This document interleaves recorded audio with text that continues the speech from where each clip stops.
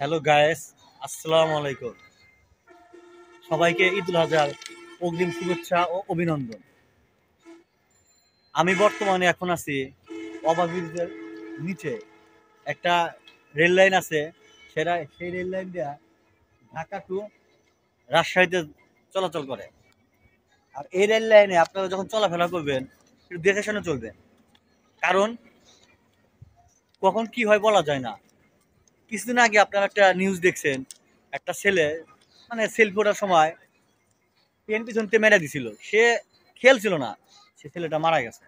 তো এই দিক দিয়ে খেয়াল রাখবেন ছবি ওঠার সময়। মানে আমার মনে হয় যে সবচেয়ে ভালো যে আপনারা রেল লাইনের উপর ছবি না ওঠাই ভালো, আর হাঁটা চলা না করাটাই ভালো। যে হাঁটা চলা করেন, কোন একটা বিপদ হইতেই পারে, প্রবলেম হইতেই পারে, এই দিক খেয়াল রাখবেন। দরকার নাই রেল লাইনের উপর চলা আমাদের প্রয়োজন নাই।